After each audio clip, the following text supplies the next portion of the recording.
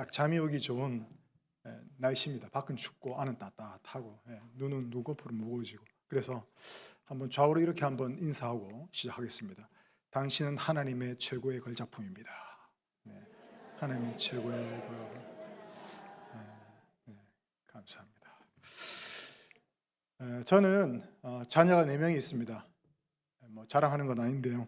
이제 고3이 되는 이제 아들, 그리고 중3이 되는 아들, 그리고 중1이 되는 아들, 그리고 초등학교 4학년이 되는 예쁜 딸이 있습니다. 2008년 4월을 시작으로 2016년 3월까지 제 아내는 8년간 3년, 2년, 3년 토울로 자녀를 낳았습니다. 요즘 같은 이 저출산 시대에 아내가 참 고생을 많이 했죠. 첫째를 낳을 때 자연분만을 하다가 12시간 동안 넘게 진통을 하면서 자칫 잘못하면 산모랑 아이가 위험하다라고 해서 진통 끝에 제왕절개를 하게 됐습니다. 첫째를 낳기까지도 참 입덧도 많이 하고 피를 많이 토하고 또 아내가 참 고생을 많이 했는데, 그래서 둘째를 낳지 말자라는 말을 꺼내기도 낳자라는 말을 꺼내기도 힘들었습니다. 하지만 저와 아내는 첫째를 낳은 기쁨으로 인해서 임신과 출산의 고통을 잊어버리고 3년 후에 둘째를 낳게 되었습니다.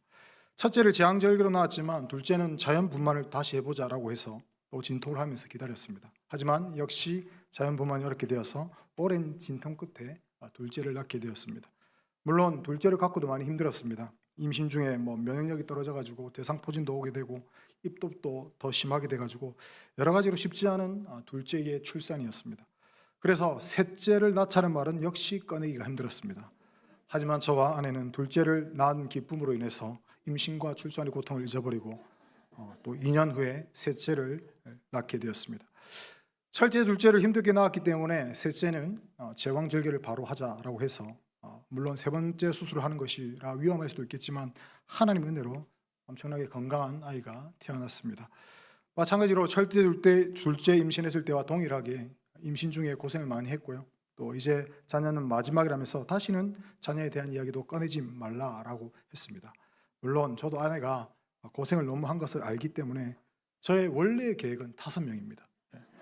5명인데 그럼 3명에서 합의를 보자라고 도장은 찍지 않았지만 그런 식으로 합의를 봤습니다. 하지만 저와 아내는 셋째를 낳은 기쁨으로 인해서 임신과 출산의 고통을 잊어버리고 결국 하나님께서 넷째를 가지게 만드셨고 결국 아주 성공했습니다. 예쁜 딸이 태어났습니다. 그렇습니다. 임신과 출산의 고통은 힘들고 어렵고 고통스럽고 또 위험하기까지 합니다. 그러나 아이가 세상에 나오면 그 기쁨으로 인해서 앞선 고통까지 다 잊어버립니다. 여러분, 요한복음에 그런 말씀이 있습니다. 요한복음 16장 21절에 이런 말씀이 있습니다. 아마 처음 들어보실 수도 있겠는데 한번 띄워주시겠습니까? 여자가 해산하게 되면 그때가 이르렀으므로 근심하나 아기를 낳으면 세상에 사람 난 기쁨으로 말미암아 그 고통을 다시 기억하지 아니하느니라. 마찬가지로 하나님께서 때로는 열심히 신앙생활하는 우리를 훈련시키기 위해서 삶의 고난을 허락하실 때가 있습니다. 그러면 그때는 우리가 근심하고 고통스럽고 괴롭지만 그것을 견디고 이기고 나면 고난을 잊을 만한 그런 큰 기쁨이 항상 우리에게 주어진다라는 사실입니다. 육신의 자녀를 얻는 기쁨이 출산의 산고를 잊게 하듯이 하나님께서 우리에게 주시는 영적인 기쁨은 우리가 겪는 삶의 무게를 압도합니다. 우리가 고난 속에서도 웃을 수 있는 그런 이유는 그 고난보다 비교할 수 없이 크신 하나님의 사랑이 우리를 덮고 있기 때문에 그렇습니다. 결국 믿는 자들의 고난은 그 속에 고통과 괴로움만 있는 것이 아니라 우리가 헤아릴 수 없는 큰 기쁨도 함께 있음을 우리가 알아야 합니다. 오늘 말씀을 통해서 현재 고난으로 인해서 근심하고 염려하고 있는 성도님들에게 그 고난 속에 숨겨진 기쁨을 발견하게 되는 큰 위로가 있게 되기를 소망합니다. 더불어서 성도가 받는 현재의 고난은 장차 우리에게 나타날 영광과 비교할 수 없음을 믿고 오늘 말씀을 통해서 함께 힘을 얻는 시간이 될 수 있기를 바랍니다. 저는 모태신앙입니다. 어려서부터 교회 나왔고 예수님을 잘 믿었습니다. 그래서 때로는 그런 생각을 한번 해보죠. 내가 모태신앙이 아니었으면 어땠을까 하는 생각을 종종 합니다. 여러분, 제가 모태신앙이 아니었으면 어땠을까요? 지금 뭐 하고 있겠습니까, 제가? 물론 이런 생각들 어떻게 보면 다 부질없는 일이겠지만 제가 이렇게 생각하는 것은 하나님께서 그만큼 저에게 은혜를 베풀어 주셨다라는 증거이기도 합니다. 그래서 때로는 모태신앙이 아닌 사람들이 어떻게 예수님을 믿게 되었는지 참 궁금하기도 합니다. 저는 뭐 태어날 때부터 뭐 엄마 뱃속에서부터 교회를 다녔으니까 당연히 교회 가는 것이 당연한데 그냥 모태신앙이 아닌 분들이 어떻게 교회에 나가게 됐는지 참 궁금할 때 있어요. 그래서 저는 하나님을 이야기를 꺼내기도 싫어하는 그런 사람들이 지금은 예수님을 믿고 교회에 출석하고 있는 그런 경우도 우리가 보게 되는데, 제가 고등학교 때, 대학교 때 다닐 때 그런 친구들이 그랬습니다. 갑자기 예수님을 믿게 된 친구들한테 야, 어떻게 네가 예수님을 믿고 교회에 가게 됐냐라고 물어보면 나도 잘 모르겠다. 이상하게 마음이 끌리더라. 라는 말을 종종 하게 되는 것을 제가 듣게 되었습니다.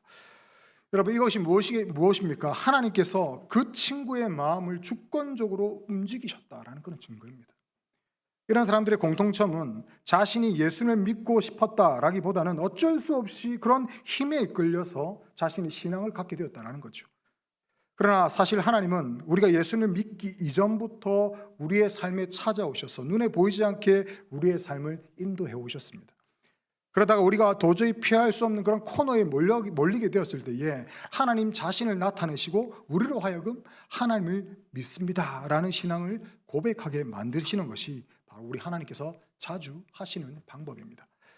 중요한 것은 이렇게 코너에 몰려가지고 하나님의 백성이 되고 난 이후에 어떻게 되겠습니까? 그 후에는요, 하나님께서 더 강권적인 힘과 손으로 그의 삶을 인도해 나가는 것을 우리가 보게 되더라라는 겁니다.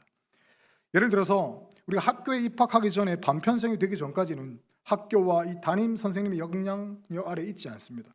그 전에까지는 뭐 망나니 짓을 하든지 뭐 사고를 치든지 학교도 담임 선생님도 아무런 상관을 하지 않습니다. 그런데 입학을 하게 되고 반편성이 하게 되면 어떻게 됩니까? 학교와 담임 선생님의 영향력 아래 있게 됩니다. 그리고 그 아래에 있는 학생이 된다는 거죠. 선생님은 아이들이 더 좋은 성적을 내게 만들어야 되고 또 바른 길을 가게 만들기 위해서 때로는 부드럽게, 때로는 강압적으로 아이들을 가르치고 훈련합니다. 마찬가지로 하나님의 백성이 아닐 때 우리는 하나님께서 우리의 삶에 크게 관여하지 않으십니다. 대신에 우리가 하나님의 백성이 되는 순간 강권적인 하나님의 손에 이끌려서 이전에 우리가 살아왔던 방식을 털어내게 만드신다는 겁니다. 때로는 부드럽게, 때로는 강력하게 사탄 마귀의 권세 아래 있던 죄악된 습성들을 조금씩 그리고 한꺼번에 털어내시기 위해서 우리를 훈련시키신다는 겁니다. 그런데 그런 하나님의 손길로 인해서 조금 종종 헷갈려하는 성도님들이 계십니다. 그것은 우리가 예수님을 믿고 하나님께서 인도하시는 길을 걸어가는데 그 길이 무조건 축복의 길이나 성공의 길로만 걸어가는 것이 아니기 때문에 그렇습니다. 예수님을 믿고 난 후에 직장일도 뭐 잘 풀릴 것 같고 사업도 번창할 것 같고 공부도 더 잘할 것 같고 건강도 더 좋아질 것 같았는데 그렇지 않더라는 거죠. 오히려 열심히 신앙생활을 하는데 하나님께서 우리를 사망의 음침한 골짜기나 말할 수 없는 고생의 길로 데려가시는 것처럼 보일 때가 있다라는 겁니다. 여러분, 이럴 때 우리는 어떤 생각이 들겠습니까? 아니, 예수 믿으면 복 받는다 하더만 왜 나는 이렇게 더 힘들어지고 예수 믿는데 더 고생만 하는 건가? 차라리 하나님 모르고 실컷 내 법대로 살다가 그냥 죽기 직전에 예수님 믿었으면 이게 더 나은 게 아닌가? 이런 후회 섞인 생각들이 들 수도 있다라는 겁니다. 근데 여러분, 이런 건 잘못된 생각입니다. 앞서 말씀드렸지만 하나님은 우리가 예수님을 믿은 후에 그냥 내버려 두지 않으십니다. 오히려 단련을 시키신다는 겁니다. 그래서 오히려 예수님을 믿기 전보다 더 큰 어려움이 생길 수도 있고 고난을 당할 수도 있습니다. 그런 가운데서 우리는 하나님의 사랑을 의심하기도 하고 때로는 하나님을 원망하거나 불평하는 그런 마음이 들기도 합니다. 중요한 것은 우리 그리스도인에게는 고난 가운데 이 세상 어떤 것과도 비교할 수 없는 하나님의 큰 기쁨이 그 고난 속에 임한다는 겁니다. 그것은 바로 성령이 우리 마음 가운데 충만하게 임하시는 그런 체험입니다. 하나님은 우리 성도들이 고난 가운데 있을 때에 성령으로 우리가 상상할 수도 없고 세상 사람들이 알지도 못하는 그런 큰 기쁨과 복을 그 고난 가운데 주신다는 거죠. 오늘 본문은 그리스도인들이 여러 가지 어려움으로 잠깐 근심할 수 있다는 것을 말씀하고 있습니다. 물론 베드로가 이 서신서를 기록할 때에는 그리스도인에 대한 핍박이 본격적으로 시작되기 전이었습니다. 많은 유대 그리스도인들이 고난을 당하다가 여기저기 흩어져서 복음을 전하는 그런 순간이었습니다. 오늘 본문 1장 1절을 보면 흩어진 나그네라는 표현을 쓰고 있는데 바로 이 디아스포라, 뿌려서 흩다라는 이런 표현입니다. 이 베드로전서의 수신자가 고난받고 흩어진 유대 그리스도인다라는 사실입니다. 그런데 결국은 이러한 고난과 핍박으로 인한 근심에도 불구하고 어떻게 된다? 크게 기뻐하게 된다라고 오늘 말씀하고 있다는 거죠. 근데 여러분, 우리가 이해되지 않는 게 있습니다. 뭐가 이해가 안 됩니까? 하나님은 분명히 우리 믿는 자들을 사랑하시고 복 주시길 원하신다라고 분명히 말씀하셨어요. 그런데 왜 우리 가운데 여러 가지 어려움이 오고 근심이 오고 걱정해야 되는 그런 상황이 오느냐라는 겁니다. 여러분, 그렇지 않습니까? 예수 믿으면 탄탄대로 해야죠. 다 잘 돼야죠. 왜 어려움이? 어떤 분들은 예수 믿기 시작한 그때부터 어려움이 오는 분도 계십니다. 왜 그러냐라는 겁니다.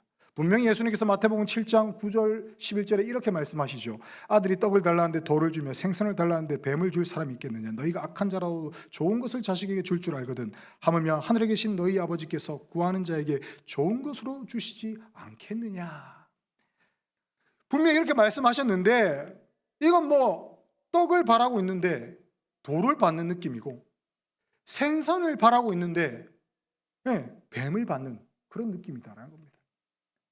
오늘 본문 6절에 근심하게 되지 않을 수 없다라는 것은 그냥 근심이 아닙니다. 우리의 기쁨을 다 빼앗아가고 살 소망이 없게 만들고 심한 영적 침체를 겪게 된다라는 그런 말씀입니다. 하지만 그리스도인들은 소망을 가지고 사는 사람들입니다. 지금 당장에 큰 어려움 가운데 있다고 하더라도 하나님의 약속의 말씀을 붙들고 모든 어려움을 이길 수 있는 그런 사람들이다라는 거죠. 그런데 우리가 생각할 때는 아무리 기다려도 하나님의 약속이 성취되지 않고 또 미래에 대한 그런 무슨 조그마한 변화 조짐조차도 보이지 않을 때에 우리가 낙심하게 된다는 겁니다. 우리는 이런 예를 성경에서 찾아볼 수 있습니다. 우리가 잘 아는 마리아와 마르다의 오빠 나사로가 병이 들고 죽게 되자 예수님이 찾아갔습니다. 예수님께서는 그 말을 들으시고 계시던 곳에서 바로 가시지 않았습니다. 이틀이나 더 머무시고 찾으십니다. 결국 어떻게 됩니까? 나사로가 죽게 되죠. 이때 마리아와 마르다는 크게 낙심을 하게 됩니다. 그들은 다른 의사나 의원들을 찾지 않고 오직 예수님만 찾아갔는데 예수님께서는 이 병든 나사로의 소식을 듣고도 금방 찾지 않으시고 죽은 지 나흘 만에 나사로를 찾아오시니 여러분, 얼마나 낙심이 되겠습니까? 오죽하면 마리아가 예수님 발 앞에 엎드려서 주님, 주께서 여기 계셨더라면 제 오라버니가 죽지 않았을 것입니다 라고 이야기를 했을 정도입니다. 그러나 예수님은 무덤 앞에서 이렇게 말씀하십니다. 나사로야, 나오너라. 그렇게 말씀하시자 죽은 지 나흘째 되어서 썩은 냄새가 나는 그 나사로가 살아납니다. 이때 마리아와 마르다는 말할 수 없이 기뻐했습니다. 우리가 예수를 믿으면서 가장 힘든 것이 그겁니다. 그것은 내가 아무리 기도하고 부르짖어도 하나님으로부터는 아무런 대답이 없는 것 같을 때입니다.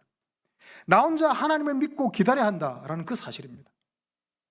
이때 마귀가 우리에게 속삭이죠. 야, 아무 응답도 없는 하나님 기다려봐라. 소용없다. 더 늦기 전에 인간적인 방법을 한번 찾아봐라. 그럴 때면 그 유혹이 정말 달콤해서 때로는 넘어갈 때도 있습니다. 몇 년 전 일인데요. 제가 교회 잘 나오지 못하던 이 새 신자 한 분이 가족의 강요에 못 이겨가지고 점집을 가게 됐다라고 합니다. 안 그래도 요즘에 장사가 잘 안 되는데 가족들 건강도 안 좋은 그런 상황이라서 어쩔 수 없이 점집을 방문했다고 이 새 신자가 이야기를 하시더라고요. 그런데 이제 그 무당집이 신내림을 받은 지 얼마 안 되는 그런 용한 무당을 찾아왔다라는 겁니다. 그래서 그 무당이 이야기하기를 조상 귀신이 노하셨다는 거죠. 그래서 굿을 해야 되는데 돈을 한 700만 원 정도 가져오면 괜찮다라는 겁니다. 그래서 제가 말씀을 전하고 농담삼아 그걸 700만 원 줘주십시오라고 농담삼아 이야기했는데 그래서 제가 말씀을 전하고 기도하고 권면을 해드리고 나왔습니다. 이 초신자시기 때문에 약간은 이해가 갑니다만 그 시기에 겪는 고난, 응답되지 않는 것만 같은 그 하나님을 그 시기에 잘 붙들기만 하면 사실 자신의 신앙이 크게 성장할 수 있음을 깨닫지 못하는 모습을 보니까 저는 참 안타까웠습니다. 여러분, 우리가 하나님을 의지하는 것 결코 망하는 길이 아닙니다. 하나님께서 우리의 믿음을 달아보시는 겁니다. 하나님은 반드시 응답해 주시고 하나님의 능력을 우리에게 나타내 주시는 분이십니다. 그런데 오늘 본문에 보니까 잠시 근심한다고 했는데 이 잠시가 어느 종류냐? 잠시가 어느 종류냐? 그런 의문이 들게 되죠. 그게 며칠인지 몇 시간인지 몇 달인지 몇 년인지 우리가 잘 모릅니다. 우리가 잘 알겠지만 하나님의 시간과 우리의 시간은 다릅니다. 하나님이 보시기에는 잠깐이지만 우리에게는 그 잠깐이라는 시간이 몇십 년이라는 시간이 될 수도 있습니다. 하지만 이 잠깐은 하나님께서 우리 안에 변화를 일으키시는 그런 기간입니다. 우리의 나쁜 습관, 죄악된 것을 버릴 수 있는 최소한의 시간을 말하는 겁니다. 하나님께서 우리에게 어려움을 주실 때에는 우리로 하여금 엄청나게 고민하게 하시고 생각하게 하시고 또 회개하게 하신다라는 겁니다. 하나님은 이런 우리의 모습을 아름답게 변화시키는 것을 중요하게 생각하십니다. 우리는 하나님의 말씀으로 완전하게 치료되어야 됩니다. 그러나 인간들은 본능적으로 마음속에 변하기 싫어하는 그런 강한 본능이 있기 때문에 자꾸 하나님의 말씀을 거부합니다. 그래서 하나님이 사용하시는 방법이 어떻게 합니까? 우리를 철저하게 낮아지게 만드신다는 거죠. 마치 유리를 부숴버리고 그 유리를 다시 녹여서 새 제품을 만드는 것처럼 우리를 인간적인 방법으로는 회복이 불가능하게 만든다는 겁니다. 이때 우리는 전적으로 하나님의 말씀을 붙들 수밖에 없다는 겁니다. 왜냐하면 이 방법 외에는 다른 길이 없기 때문에 그렇습니다. 그리고 그 길이 해결책입니다. 바로 이렇게 우리가 하나님만을 붙들 때에 거기에 길이 있고 거기에 방법이 있고 거기에 위로와 축복이 있는 줄로 믿습니다. 오늘 본문 7절에는 우리의 믿음이 불로 연단한 금보다 더 귀하다라고 말씀하고 있습니다. 순수한 금을 얻기 위해서는 어떻게 해야 됩니까? 무시무시한 용광로에 금이 있는 원석을 집어넣어가지고 펄펄 끓입니다. 그리고 강력한 약품을 넣어서 모든 찌꺼기를 제거해야 금이 나오게 됩니다. 뜨거운 용광로 속에 있는 금 원석은 마치 죽은 것 같은 고통을 느끼겠지만 재련사의 눈은 그 불꽃 속에서 서서히 드러나는 정금의 반짝임에 고정되게 되어 있습니다. 지금 여러분의 삶이 불꽃 속에 있는 것처럼 뜨겁고 힘들지라도 기억하시기 바랍니다. 하나님의 시선은 여러분의 고통이 아니라 그 과정을 통해 빚어질 여러분의 보석 같은 믿음을 향하고 계신다라는 사실입니다. 그래서 이렇게 고난을 통과한 성도들은 다른 사람들보다 하나님을 더 경외하고 하나님의 눈을 더 의식합니다. 그렇다고 이들이 죄를 전혀 짓지 않는 것은 아니지만 하나님 앞에서 신앙의 양심이 괴로워서 견디지 못하게 되더라라는 겁니다. 그래서 결국 죄를 토해내고 회개하며 하나님 앞에서 깨끗한 마음으로 기쁨과 평안이 회복됩니다.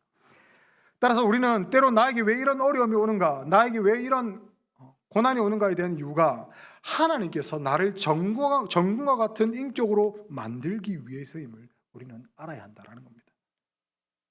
물론 시련과 고난 좋아하는 사람 아무도 없습니다. 그러나 우리는 미련에서 이런 불같은 시련이 오지 않으면 마음속에 있는 위선과 거짓과 교만을 토해내지 않습니다. 인간 자체가 미련하다는 겁니다. 그렇기 때문에 이런 것들이 오지 않으면 위선과 거짓과 그런 회개가 우리 가운데서 토해내지 않는다는 겁니다. 그러나 하나님께서 성도들에게 고통을 주시는 것은 이 성도들을 괴롭히려고 하시는 것이 아니다라는 겁니다. 그것을 통해서 하나님의 가장 귀한 선물, 즉 기쁨을 받게 하려 하시는 겁니다.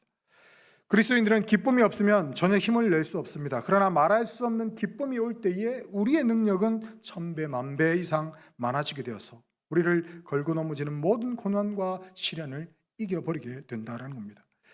이처럼 말할 수 없는 기쁨이라는 것은 하나님께서 믿는 자에게 주시는 능력이기 때문에 마귀가 아무리 방해해도 우리는 전혀 꺼리낌 없이 다 이길 수가 있습니다. 그런데 우리가 알아야 할 것이 있습니다. 그것은 하나님께서 생각하시는 그런 중요한 것과 우리가 생각하는 중요한 것이 다르다라는 사실입니다. 우리는 세상의 것을 가장 중요하게 생각하고 영혼보다는 육체적인 것을 더 중요하게 생각합니다. 그러나 하나님께서 중요하게 생각하는 것은 바로 한 영혼입니다. 한 영혼이 천하보다 귀하다고 말씀하신 것처럼 우리의 영혼이 사는 것이 더 중요하고 우리의 영혼이 복을 받고 치료받아서 건강해지는 것이 하나님에게는 더 중요하다라는 겁니다. 그래서 우리가 생각하기에 예수님을 믿고 열심히 신앙생활하는데 복이 안 온다, 아니 복이 좀 늦게 온다라고 느낄 수가 있습니다. 그러면 우리는 어떻습니까? 빨리 취업해야 되고 가정 문제 해결해야 되고 건강 문제 해결해야 돼 하려고 막 합니다.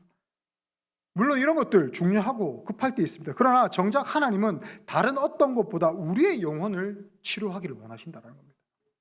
우리의 영혼이 정금 같은 믿음으로 흠없기를 바라시는 것이 바로 하나님의 마음이다라는 겁니다. 그래서 하나님께서는 먼저 우리의 상한 감정, 즉 우리 안에 있는 열등감과 패배의식을 치료하기를 원하십니다. 그리고 난 후에 취업, 결혼, 건강, 가정의 모든 문제를 해결해 주신다는 겁니다. 그래서 하나님의 성령의 능력으로 우리의 삶 전체를 아름답게 하십니다. 예수님은 우리의 삶 전체를 눈보다 더 희고 아름답게 만들어 주신다는 겁니다. 그러니 우리가 어떻게 기뻐하지 않을 수가 있겠습니까? 마지막으로 우리가 고난을 넘어서 기뻐할 수 있는 결정적인 이유 한 가지를 말씀드리고 말씀을 맺고자 합니다. 그것은 우리가 지금 창조주의 손 안에 있기 때문입니다. 우리가 고난받는다는 것은 그것 자체가 바로 하나님의 손에 붙들려 있는 겁니다. 마치 대장장이의 손에 쇠뭉치 한 덩이가 붙들려 있는 것과 같습니다. 대장장이는 이 쇠뭉치를 망치로 치고 불로 달구고 여기저기 마구 때립니다. 그리고 나중에는 차가운 물에 넣고 다시 또 불로 달구고 망치로 때리고 그것도 한 번만 아니라 아주 많이 그런 것들을 반복합니다. 그리고 정성스럽게 날을 갈아서 날카로운 칼을 만듭니다. 그러면 그 칼은 이 세상의 어떤 칼보다 값지고 아름다운 작품이 되는 줄로 믿습니다. 이처럼 우리의 대장장이가 되신 하나님께서는 이 세상 그 누구도 따라올 수도 범접할 수도 없는 최고의 장인, 창조주십니다. 정말 최고의 장인이시기 때문에 하나님의 손에 붙잡힌 저와 여러분은 이 세상에서 가장 아름답고 예쁘고 값어치 있는 그런 작품으로 우리를 만드신다는 겁니다. 이것이 바로 그 고난을 통과한 저와 여러분이 변화될 모습이다라는 겁니다. 한번 따라해 보실까요? 나는 하나님의 최고의 작품이다. 확실하십니까? 아멘이십니까? 그러므로 이제는 우리는 고난을 대하는 태도를 좀 바꿔야 됩니다. 고난이 올 때 왜 나에게 또 이런 고난이 왔나? 라고 묻기보다 하나님께서 또 나를 더 위대한 작품으로 만드시려고 이런 공을 들이고 계시는구나. 그렇게 생각해야 된다는 거죠. 고난이 오면 아이고 막 죽겠네. 무슨 이런 또 고난이고 막 살기도 바쁜데 힘든데 이런 고난까지 이렇게 생각하지 마시고 고난이 오면 하나님께서 나를 또 다른 작품으로 또 다른 최고의 걸작품으로 지금 만들어 가고 계시는구나. 이렇게 생각하자라는 거예요. 이번 한 주간 삶의 현장에서 어려움이 닥칠 때마다 마음속으로 한번 선포해 보십시오. 이것은 나를 정금으로 만드신 하나님의 손길이다. 고난이 올 때마다 이것은 하나님의 손길이다. 하나님이 대장장이 되신 하나님께서 나를 두드리시는 것이다. 만드시고 계시는 것이다. 그렇게 한번 생각해 보자라는 겁니다. 그렇게 할 때에 고난을 바라보는 우리의 마음과 자세가 달라질 것이고 그 속에서도 기쁨을 누릴 수 있게 될 줄로 믿습니다. 말씀 맺겠습니다. 사랑하는 성도 여러분, 오늘 우리는 우리에게 고난과 시련을 주셔서 근심하신 하나님께 감사를 사실 드려야 됩니다. 왜냐하면 시련 중에 고통 중에 더욱더 귀한 믿음이 우리에게 생기게 되었고 살아났기 때문에 그렇습니다. 또한 그 고통과 시련 속에서 우리는 더 멋지고 아름다운 하나님의 걸작품이 되었습니다. 우리가 그 고난의 여정을 통과할 때에 하나님께서는 우리에게 칭찬과 존귀와 영광을 주시는 줄로 믿습니다. 그리고 이제껏 우리가 맛보지 못한 기쁨과 즐거움을 동시에 주실 줄로 믿습니다. 오늘도 저와 여러분은 이러한 하나님의 말씀에 주목하여서 우리 앞에 닥친 고난과 고통 속에서 기뻐하며 우리의 믿음을 더욱 견고하게 하는 그런 믿음의 그리스도인들이 다 되실 수 있기를 주님의 이름으로 축원합니다. 기도하겠습니다. 자비하신 하나님, 오늘 말씀을 통해서 우리의 삶에 고난 속에 감춰진 그런 놀라운 기쁨의 비밀을 깨닫게 하시니 참으로 감사합니다. 우리의 삶의